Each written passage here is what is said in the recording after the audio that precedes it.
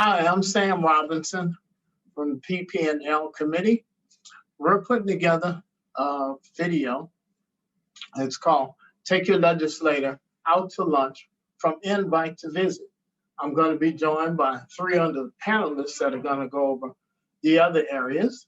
And also we're going to have Penny Parham, we're going to have Ida Daniels, and we're going to have Megan Saxton. And they're going to bring different portions to you. I think Penny's going to be bringing a portion that will help you to actually write your invitation for the legislator. And Ida will be going over a part which will actually be the meat of the meeting, which you should do once your legislator arrives at your school. And then finally, Megan will come and she'll give us a summary of the whole day, and she'll touch a little bit on where you can actually find the information that we've all discussed in our different areas. I'm going to start with the area here that I have first, which is actually identifying the appropriate lawmaker that you want to bring, or legislator that you want to bring to your school. Now, when you choose your legislator to bring to your school, there are different areas. You can choose from the federal level, and you have your legislators at the federal level and the state level. And also you have your elected officials on the local level. And then we also decided that we will cover inviting elected school board officials. Now, identifying the perfect official that you would like to bring in, a legislator that you'd like to bring in on the federal level. On the federal level, we have our senators, and here in Florida, our 2 state senators, Marco Rubio and Rick Scott. Those would be the 2 that you would choose from the Senate. Now on Congress side, there are a lot that you can choose. And a lot of times when you're trying to choose or get information on choosing your legislator at this level, you would want to go to a helpful website that I found, and it was called GovTrack. And I have here, as you can see, it shows you in this slide that we have now, it shows you exactly how to go to that website and how you would choose from your congressman. Now, one thing is going to ask you once you go into that website is to put in your address. Now, instead of putting in your home address, I would advise you to put in the address from your school, because it could be a little bit different in the different districts in terms of who's representing that district. And that's when it comes down to your U.S. House of Representatives. There's several in there. I put in different addresses. I put in my home address and a different one came up, and of course the school one. And the reason why you want to choose the one from the school is because that's their district, and that's what they're going to key in on that district when it comes to the Washington with your congressman and the House of Representatives there. All right, next you want to go to your state level. If you want to choose from your state level, you're also choosing either one of the Florida state senators, or you're choosing a Florida House of Representative member. And again, there's a website that's listed there that will kind of show you exactly how to look that up. You can look up the Florida State Senate, and that will give you a listing there. And then there's some other resources that we also have tapped to kind of give you a little bit of information on that area as to how to choose from the state senators. Now, if you want to go with your state legislators, you can go to the homepage of the Florida School Nutrition Association. And on that homepage for the Florida Nutrition Association, you can select advocacy. And when you get to that area, you can just select need to find your legislator. And that will assist you a lot on the legislators that you can choose from on the state level. Now, when it comes down to choosing an elected official from the local level would include the different offices, starting first with like your mayor's office. Also, it would be like the elected officials, you have your city council members. Here in Orlando, we have a city and we have the county. So we have a mayor for the city, we have a mayor for the county. Now the city has city council members, and the mayor's office has city commissioners. All of those are elected officials, and I would again choose the one that is over your district where your school is located, because they're a little bit more familiar about your school. They're going to be interested to come out to your school because, of course, during election time, they want to get the exposure and they want to also find out information as to what's going on in our school cafeterias. And a lot of this visit, it will help them to understand our day-to-day operations in the cafeteria and food service. Now, also, I wanted to touch on another area too with the elected officials is your school board. Your school board members in some districts, we want to start with the superintendent first. And in some school districts, the superintendent is elected. And in some districts, the superintendent is appointed. Here in Orange County, as you can see here, our superintendent, Ms. Barbara Jenkins, she is an elected official. And also the school board members are also elected members. A lot of times your school board member for your district, they're very interested in what's going on at your school. So different events that are coming up at your school, it'd be a good idea to reach out to them and also invite them also.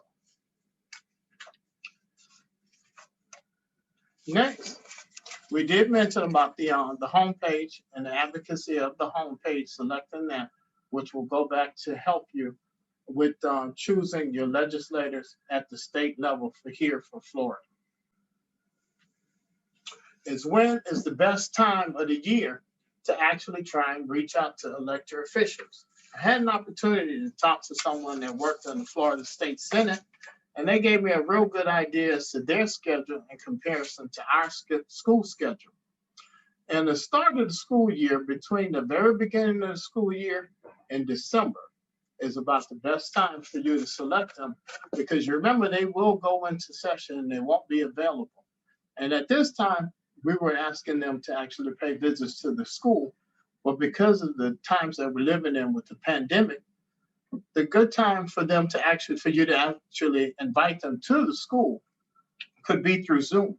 Now, if you set up a Zoom meeting, and I did speak to our media center here at the school, and I spoke to a couple of teachers that have already invited some elected officials to the school through Zoom, and they're able to do that so that they can visit several areas of your school, just like they were there. They can actually hook it up so that they can be viewed from the different classrooms at different times, and then within the schedule, they can also Zoom in and be interviewed by the food service staff that is going to be inviting them. But if you're planning a visit where they will actually come out to the school, again, they mentioned in the beginning of the school year, from the start of the school year to really like around our winter break. That's a good time, because in the first of the year, they're gearing up to head back to Tallahassee.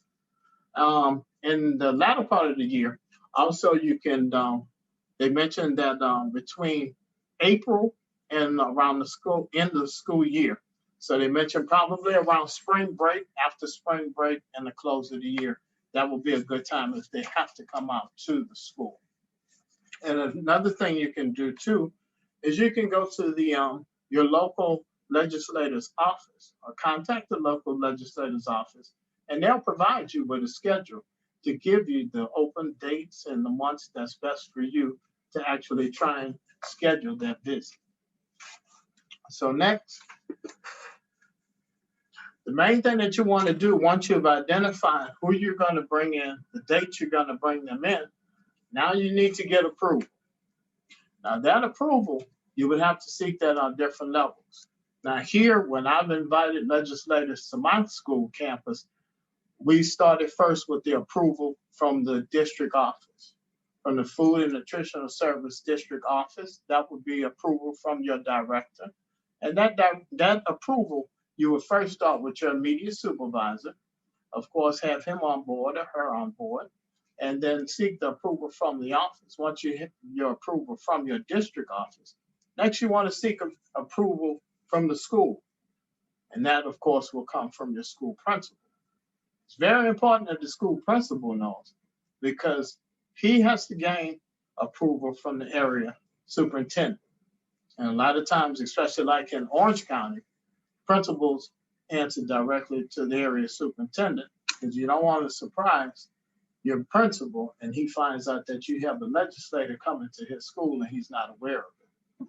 So normally they'll be on board. They'll give you a lot of support, a lot of questions that you have. You may not have the contacts, especially if you're inviting someone from your local school board.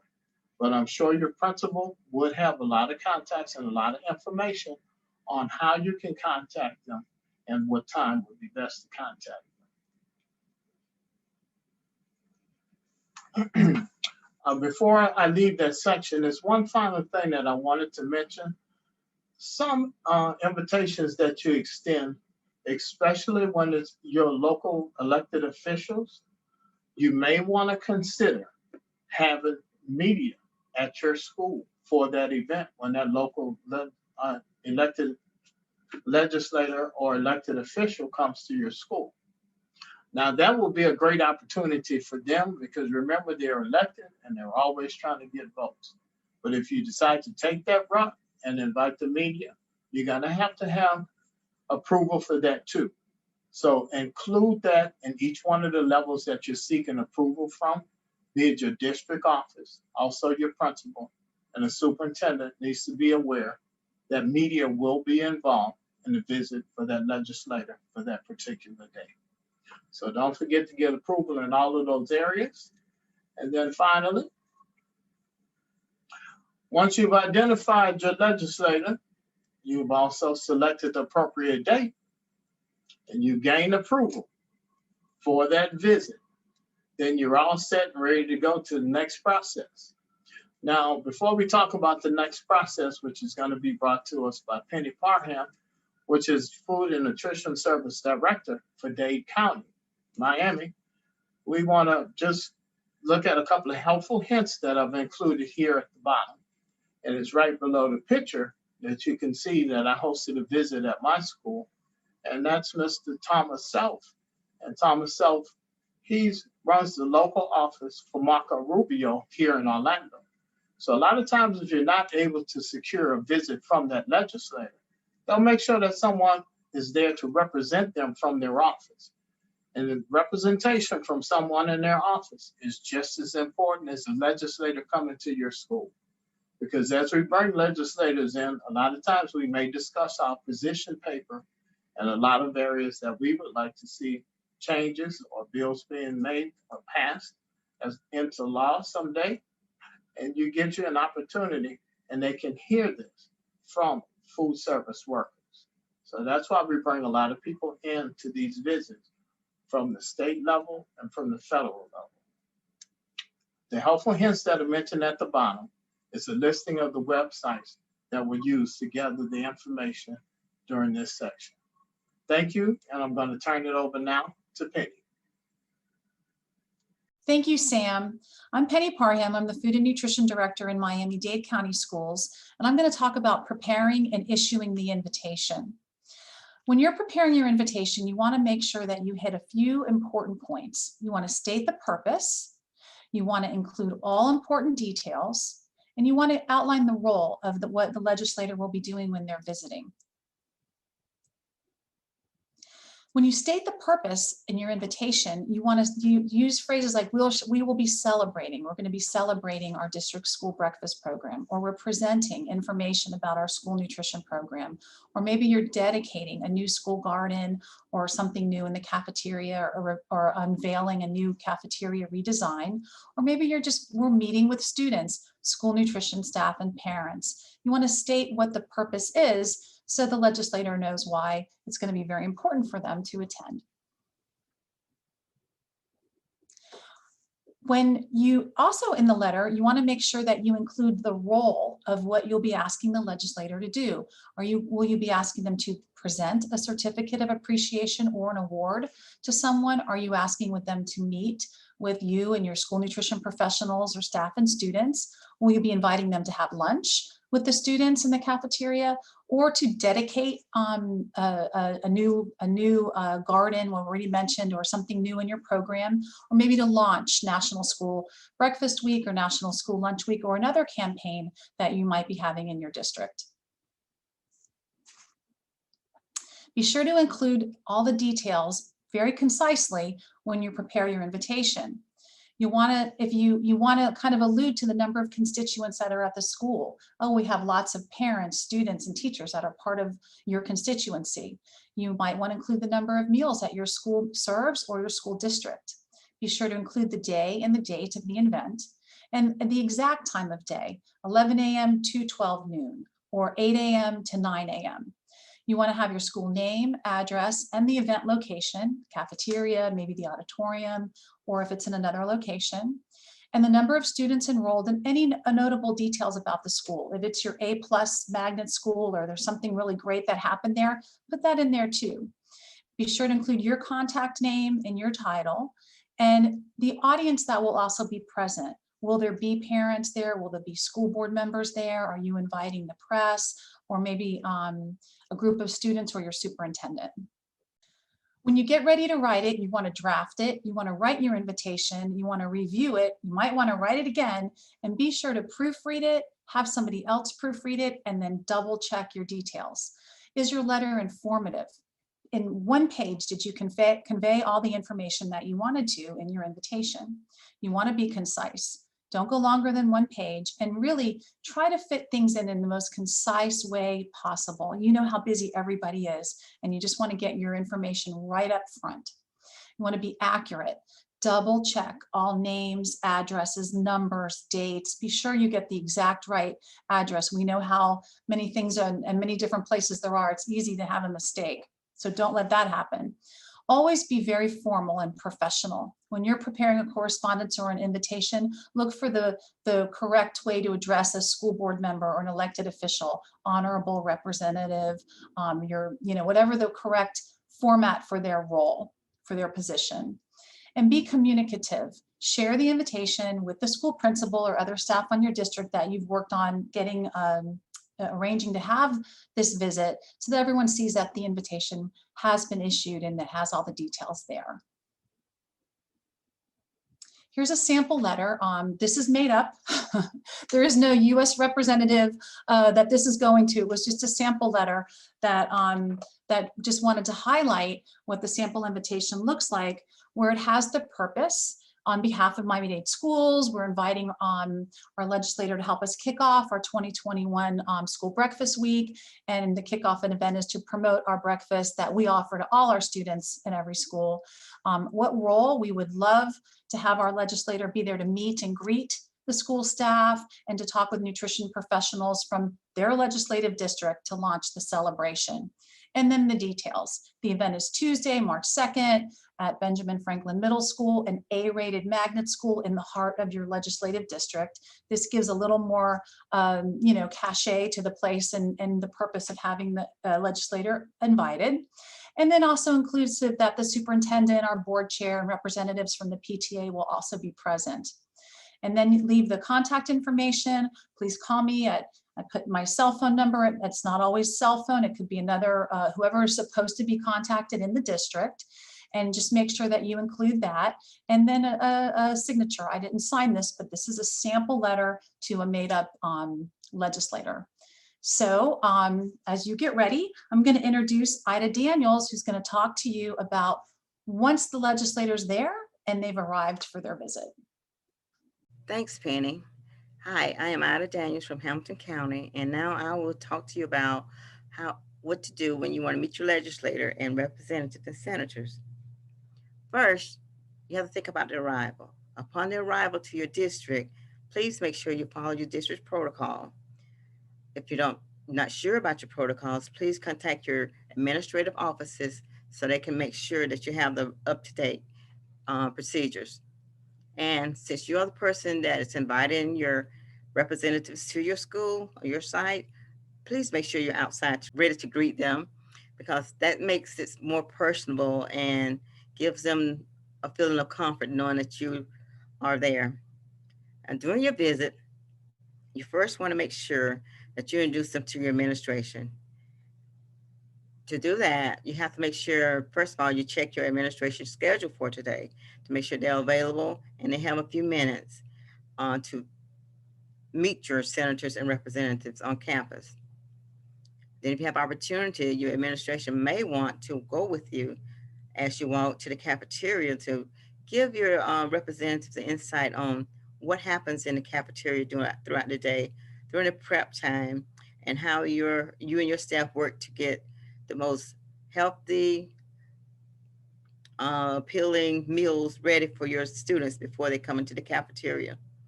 And then that will give you an opportunity to walk around the campus to see some of the classrooms, and maybe you can just peek in the door. Again, make sure you follow your district procedures, because there are procedures now that will not allow you to just walk into a classroom. So make sure that you know and give your administration where you possibly would go.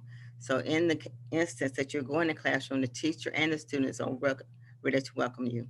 Now you want to think about what you're going to do during your visit. It's a good idea to have your food service director with you in the instance that she can, or he can, share things that are going on with your national school lunch programs. Some of the things that's been before, some of the things that's going on now, maybe some of the concerns, especially during this time.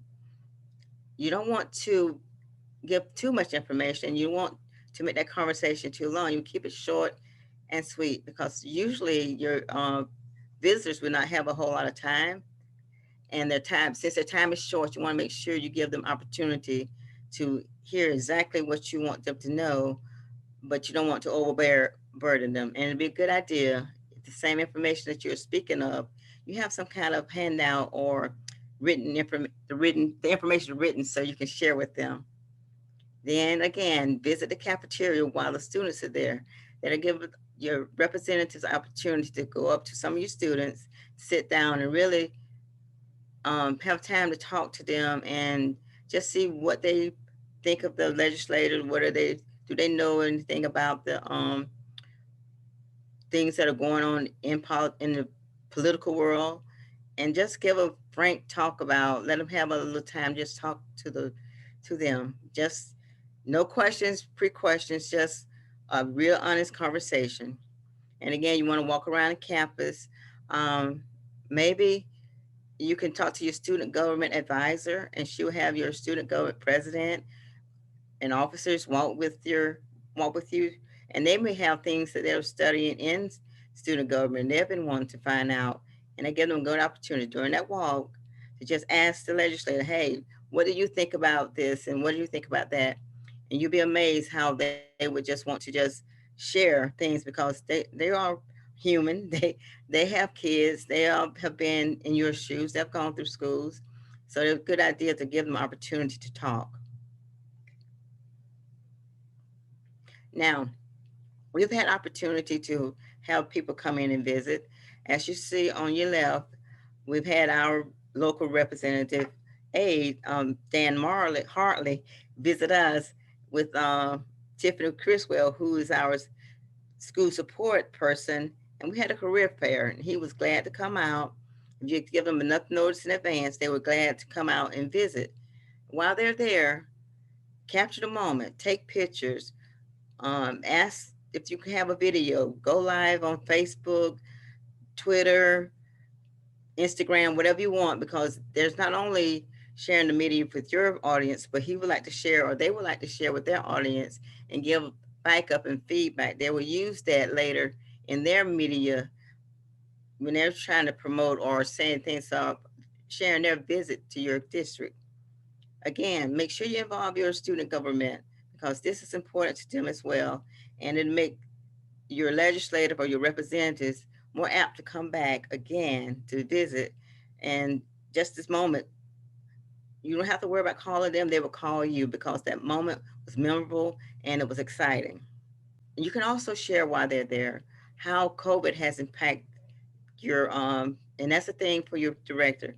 They can share with them the revenue losses, or how this has impacted your revenue based on the attendance, since there's options now where students can attend or they can do distance learning. How has that distance learning affected your revenue, and what has it caused you for staffing? Maybe you've had to lay off some staff. Maybe you because you don't have as many students, that mean that you're not preparing as many meals, or you may be satellite. Whatever you're doing, just let them know the effect of that on your revenue.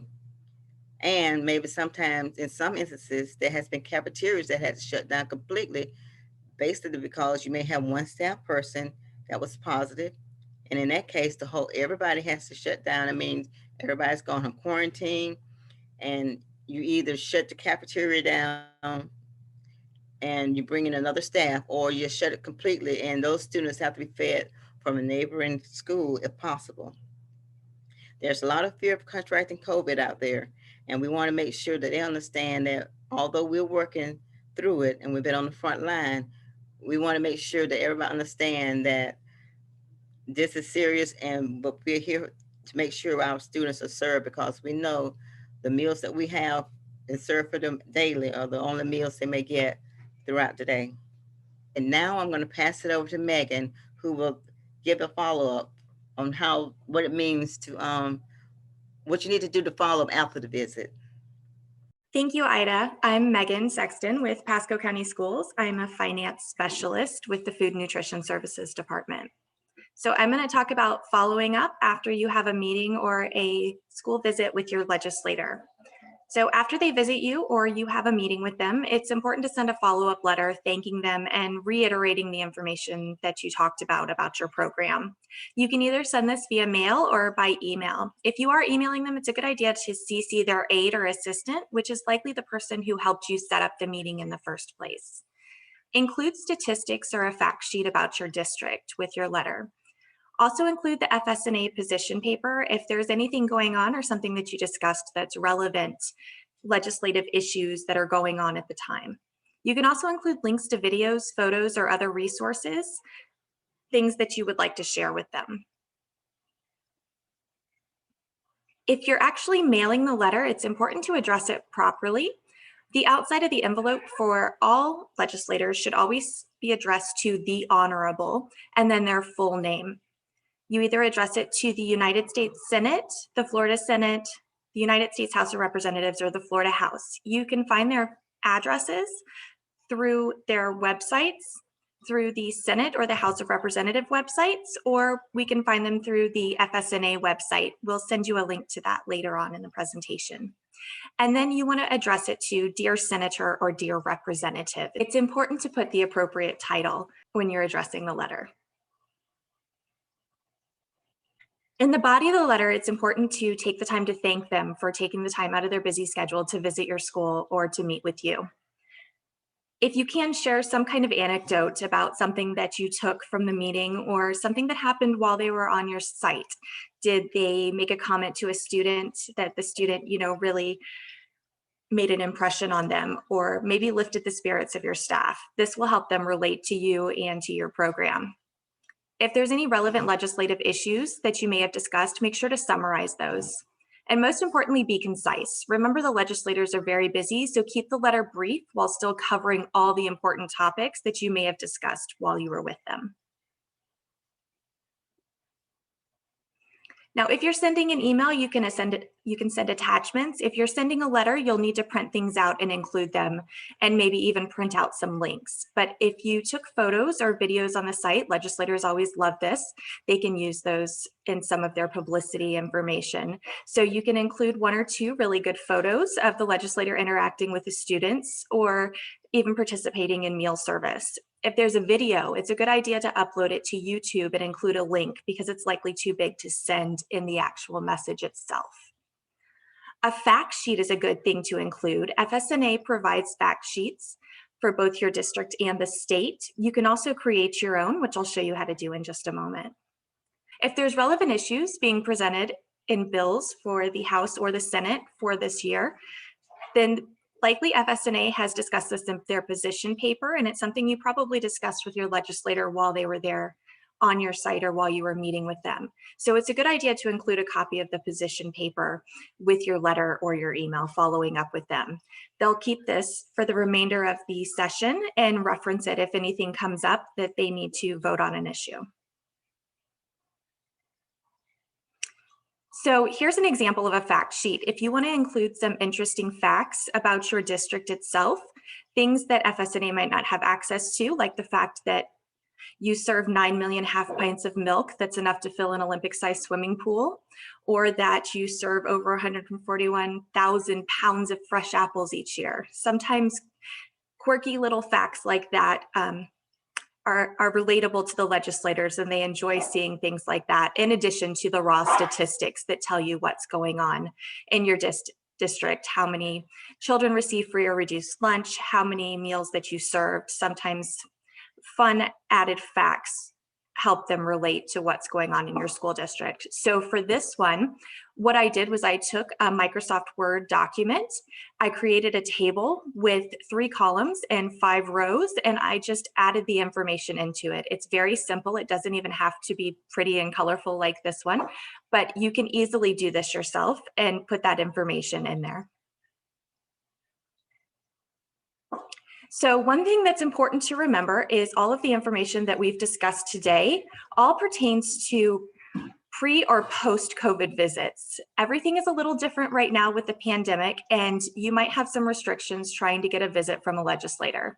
They have quite a bit of restrictions on their time and what they're able to do. If you do schedule a meeting, it's probably going to be virtual. They're probably not going to be able to come out to your school right now. But FSNA has provided a guide for virtual meetings and also has a resource on their website of how to meet with your legislator virtually. You're probably going to have greater difficulty getting things scheduled because there's so many issues going on right now that they're having to address related to the pandemic that's taking up a great deal of their time.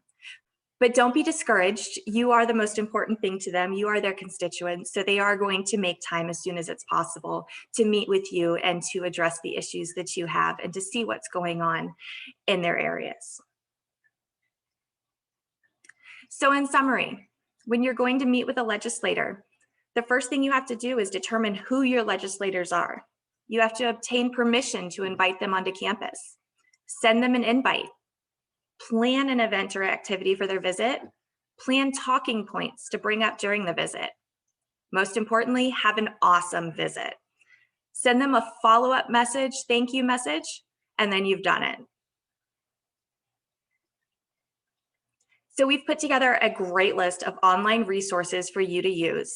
FNA has a fantastic resource on their website that will help you locate your senators and also give you information on meeting with them. There's also links to locate your US and state senators and representatives. This will have their addresses, their offices, and help you schedule appointments with them online. There's also links to the FSNA fact sheets in the position paper. FSNA has put together a great web page for you as a reference and how to meet with your legislator virtually to help you during these difficult times. There's also a fantastic video that they put together on COVID-19 that I strongly suggest that you share with your legislator that shows the impact that this pandemic has had on our program. And in addition, there's the SNA National Position Paper and advocacy tools for you to review. So all in all, I hope we have given you the resources necessary for you to schedule an awesome visit with your legislator. If you have any questions at all, please don't hesitate to reach out to anybody at FSNA or anybody on the PPNL committee that would be happy to help you set this up and assist you in this process. And most importantly, I want to thank everybody who participated in this webinar to help provide you with this information. Sam Robinson, Penny Parham, Ida Daniels, and I am Megan Sexton, and thank everyone at FSNA for everything that they do.